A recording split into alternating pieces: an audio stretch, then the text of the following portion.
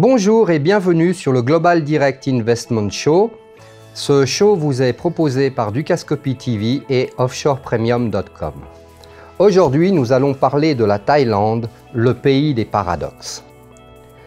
La Thaïlande se classe 25e au classement de la Banque mondiale sur la facilité des affaires. Ce qui est en fait un très bon classement puisqu'en fait la Suisse est classée 20e et la France 33e.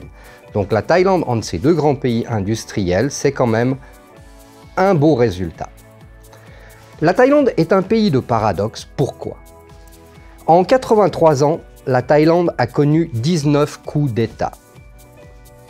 Mais en même temps, la Thaïlande a le même roi depuis plus de 69 ans. Le roi Bhumibol est le plus long monarque et le monarque qui a le plus long règne au monde.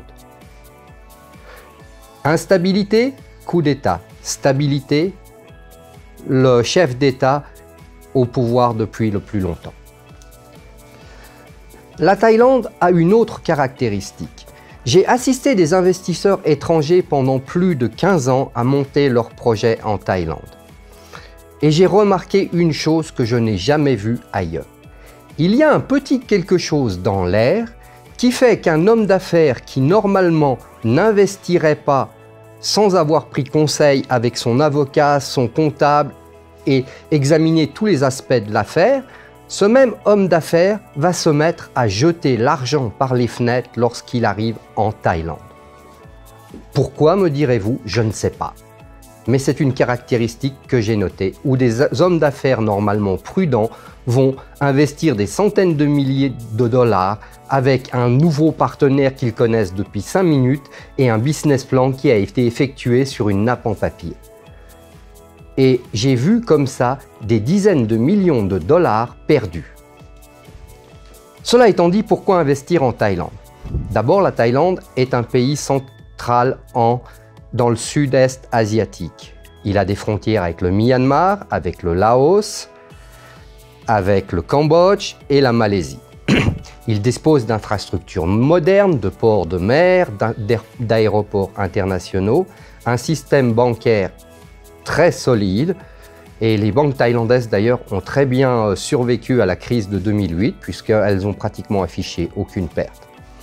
La Thaïlande a aussi un système hospitalier privé qui est un des meilleurs du monde, avec un seul hôpital thaïlandais recevant plus d'1 million de patients étrangers chaque année. Toutes les autres infrastructures, télécommunications, Internet, etc., tout ce que vous avez besoin pour faire des affaires est également présent en Thaïlande. Comment investir en Thaïlande? C'est là que les choses se compliquent un petit peu. Tout d'abord, cela dépend du secteur dans lequel vous allez investir. Si vous investissez dans les secteurs industriels, fabrique de bijoux, fabrique d'électronique, tout ce qui est manufacture, alors il n'y a pas de problème. La plupart des investissements vont pouvoir être faits sous la forme d'un investissement 100% étranger. Le problème est si vous voulez investir dans les services comme le conseil, l'hôtellerie, les restaurants, les bars et d'autres activités comme les agences immobilières, le développement immobilier. Car tous ces secteurs sont a priori fermés aux étrangers. Vous aurez deux options.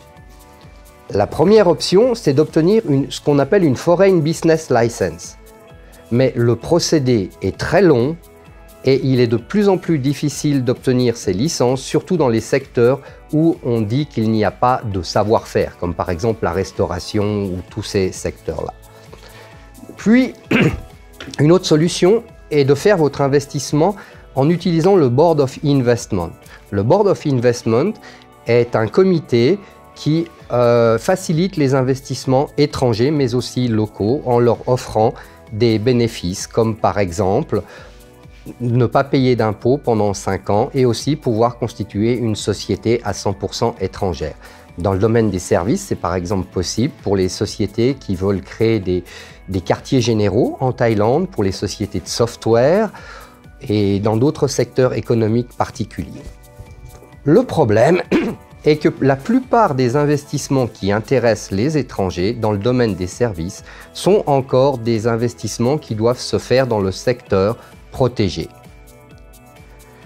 Donc, Un étranger qui veut, par exemple, créer une société de conseil ou un restaurant aura le choix entre deux options, ou une agence immobilière. La première option sera de créer une société avec un partenaire thaï. Mais pour trouver un partenaire thaï qui va investir avec vous, c'est très difficile. La deuxième solution sera d'utiliser des prête-noms thaïlandais comme actionnaires de votre société thaïlandaise. Alors bien sûr, cela est techniquement illégal. Mais le fait est que pendant les 40 dernières années, les gouvernements successifs ont laissé faire. Alors de temps en temps, vous aurez un scandale d'une société qui est contrôlée par des actionnaires prête-noms, puis le soufflet retombera. Car un des problèmes du gouvernement thaïlandais aujourd'hui est que plus de 50% des investissements étrangers sont faits sous la forme de sociétés thaïlandaises avec des actionnaires prête-noms. Un chat n'y retrouverait pas ses petits. Un des secteurs qui pose le plus de problèmes en ce qui concerne ces investissements avec des actionnaires prête-noms, c'est le secteur immobilier. Car les étrangers ne peuvent pas posséder de terrain en Thaïlande, à part vraiment dans des circonstances bien précises. Et malheureusement, la plupart des investisseurs étrangers qui investissent dans l'immobilier en Thaïlande ont un rêve qui est d'avoir un bout de terrain, une maison et une piscine. Ce qui n'est possible pour le moment qu'en utilisant cette forme, qui est illégale, je le rappelle. Constituer une société en Thaïlande n'est pas compliqué. En 2 jours, vous pouvez avoir votre société constituée. La société la plus utilisée est la Limited Company, qui est l'équivalent de la SARL française. Dans la semaine, vous pouvez avoir votre compte en banque ouvert et votre société opérationnelle, à moins bien entendu que vous investissez dans un secteur qui demande l'obtention de licences supplémentaires, comme par exemple une usine, un restaurant ou des secteurs comme cela. En ce qui concerne la taxation, l'impôt sur les sociétés est au taux de 20% et la TVA à 7%. Pour travailler en Thaïlande, vous aurez aussi besoin d'un permis de travail qui peut être obtenu en 1 ou 2 mois et un visa d'1 année qui peut aussi être obtenu en 1 ou 2 mois. Si vous êtes directeur d'une société, il faut impérativement que vous ayez un permis de travail, car la notion de travail en Thaïlande est très exhaustive. Toute activité physique ou intellectuelle, avec ou sans rémunération, est considérée un travail. Donc soyez prudents. La main-d'œuvre thaïlandaise est très efficace, très fidèle et bien éduquée.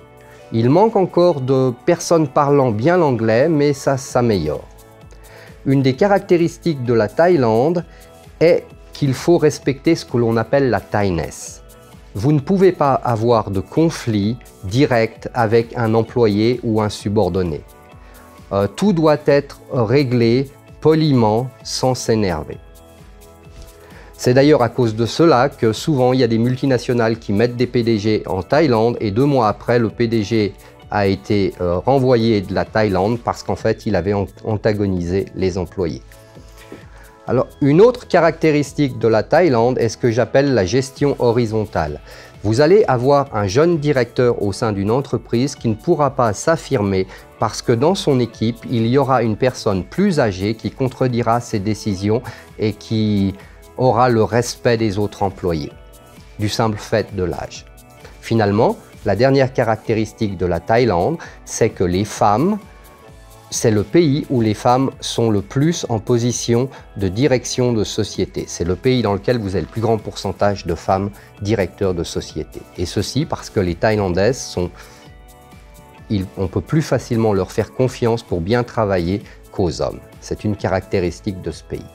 Cela conclut notre émission sur la Thaïlande. Si vous avez des questions, n'hésitez pas à me contacter à renéphilippe@renéphilippe.com. Cette émission vous était présentée par Dukascopy TV et Offshore Premium. Merci.